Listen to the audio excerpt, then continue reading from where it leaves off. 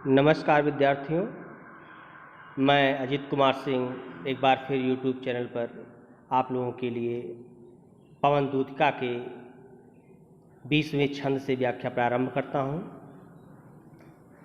उसके पूर्व का अध्ययन हम लोग पूर्व के वीडियो में कर चुके हैं। इस छंद में राधिका जी पवन से कह रही हैं कि तुम किस प्रकार से श्याम के सामने, श्री कृष्ण के सामने मेरी व्यथा का वर्णन करोगी। पूर्व में भी उन्होंने इसी का जिक्र किया था, इस छंद में भी इसी क्रम को आगे बढ़ाया गया है। लाके फूले कमल दल को श्याम के सामने ही, थोड़ा थोड़ा विपुल जल में व्यग्र हो डुबोना। राधिका जी कह रही हैं कि हे प्यारी पवन, तुम्हारे पास अगर कोई कमल दल होगा, कमल का पुष्प होगा, तो उन कमल पत्रों को श्याम के सामने लाना और थोड़ा थोड़ा करके विपुल जल में व्यग्र होकर के, बेचैन होकर के डुबोना। यों देना ये भगन जतला, इस प्रकार से हे बहन ये बतला देना। भगनी मीन्स होता है बहन। एक अम्भोज नेत्रा, एक कमल के जैसे नेत्रों वाली विरहणी आँखों को विरह विदुराबार में बोरती है। अपने आँखों को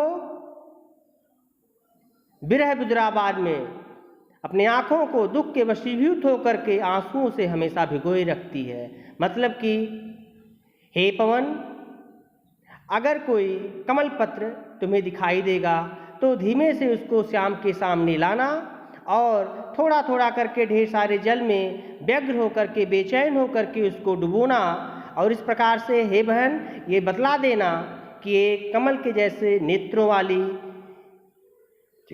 विरहणी आपके विरह में दुखी होकर के अपनी आँखों को हमेशा आंसुओं से भिगोई रहती है, हमेशा रोती रहती है।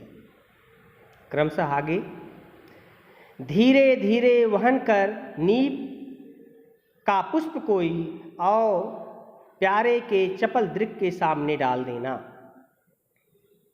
राधिका जी कहती हैं कि तुम धीरे धीरे प्रयास करके, नीप में होता है कदम, कदम का पुष्प कहते हैं। अगर वो वहाँ वाटिका में, अगर वो वाटिका में हो तो कदम का कोई पुष्प उनके सामने लाना और उनके चपल चंचल नेत्रों के सामने डाल देना।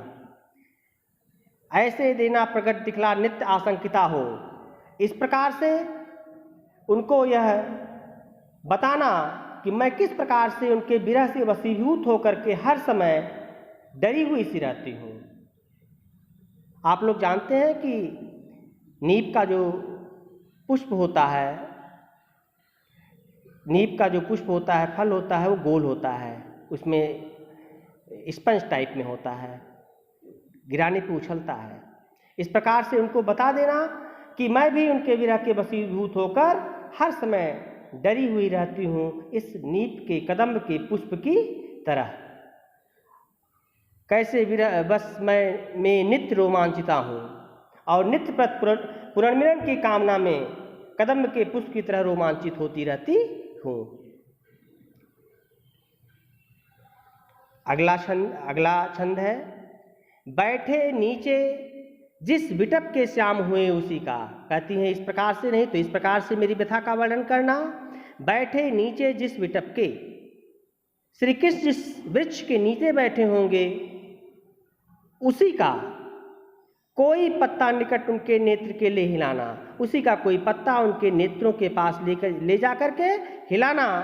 यों प्यारे को विदित करना चातुरी से दिखाना, यों प्यारे को विदित करना चातुरी से दिखाना।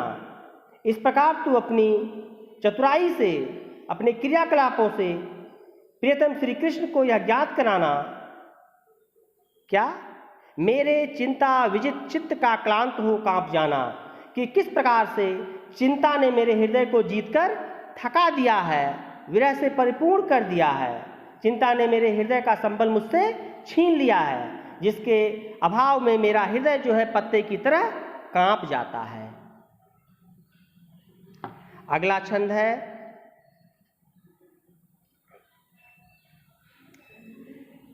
सूखी जाति मलिन लतिका जो धरा में पड़ी हो। अगर कोई सूखी लता, राधिका जी कहती हैं कि अगर कोई सूखी लता पृथ्वी पर पड़ी हो तो पांवों के निकट उसको श्याम के ला गिराना। तो उस लता को तू श्याम के पांवों के पास, पैरों के पास ला के गिरा देना।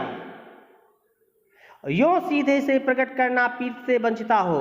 इस प्रकार से सीधे सीधे यह व्यक्त करना कि आपकी प्रीत से, आपके प्रेम से वंचित होकर के मेरा होना आत्मलीन और सूखते नित्य जाना।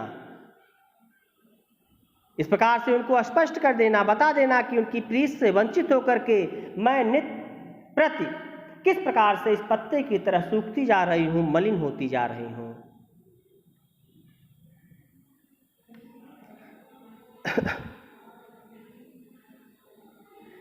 कोई पत्ता नवल तरु का पीत जो हो रहा हो, कोई पत्ता नवल तरु का पीत जो हो रहा हो।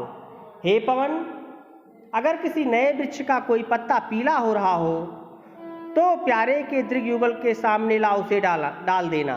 तो उस पत्ते को प्यारे श्री कृष्ण के दोनों नेत्रों के सामने ला करके रख देना। धीरे धीरे संभल रखना और उन्हें यों बताना, और उनको धीरे धीरे से ये बताना, पीला होना प्रबल दुख से पोषता सा हमारा। किस प्रकार से मैं पीली होती जा रही हूँ। प्रबल दुख से प्रोषिता, प्रोषिता का अर्थ होता है पोषित पति का, अर्थात जिस स्त्री का पति विदेश चला गया हो, बाहर चला गया हो, उसके आने की कोई तिथि न हो, उसके विरह में वह स्त्री जो है पीली होती जाती है। ऐसे ही बताना कि किस प्रकार से मैं श्री कृष्ण के अलग होकर के पीली होती जा रही हूँ, दुबली होती जा रही हूँ, मलिन होती जा रही हूँ।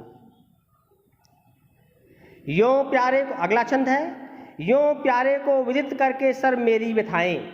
इस प्रकार प्यारे श्री कृष्ण को मेरी सारी व्यथाओं को बता करके, मेरी स्थिति की संपूर्ण जानकारी दे करके धीरे धीरे वहन करके पाँव की धूल लाना।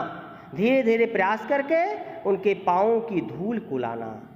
थोड़ी सी भी चरण रज जो लना देगी हमें तू, हाँ कैसे तो व्यथित चित्त को मैं बोध दे सकूंगी। कहती हैं कि अगर तुम उनके चरणों की थोड़ी सी रज भी ला के हमें नहीं दोगी तो मैं अपने व्यथित हारे हुए हृदय को कैसे संतावना दूंगी। इस प्रकार से वो कहती हैं कि प्यारे श्री कृष्ण को मेरी सारी व्यथाएं बता करके तुम उनके पाँव की धूल को लाना, मैं उसको अपने हृदय से लगा लूंगी और अपने व्यथित हृदय को संतोष दे सकूंगी। अगला छंद है,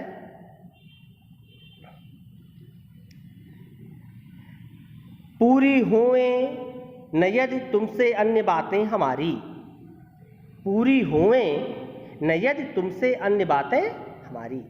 हे प्यारी पवन, अगर तुमसे मेरी ये सब भी बातें ना पूरी हो पावे, तुम ये सब कुछ भी ना कर पाओ, तो तू मेरी विनय इतनी मान ले और चली जा। तो तुम मेरी इतनी विनती मान लो और चली जाओ। अगर तुम कुछ भी नहीं कर सकती हो, सब अन्य बातें नहीं कर सकती हो, तो तुम मेरी विनती मान लो और चली जाओ। छू के प्यारे कमल पग को, प्यारे श्री कृष्ण के कमल रूपी चरणों को छू करके प्यार के साथ आ जा। तू प्यारे श्री कृष्ण के कमल रूपी चरणों को छू करके प्यार के साथ मेरे पास आ जाओ।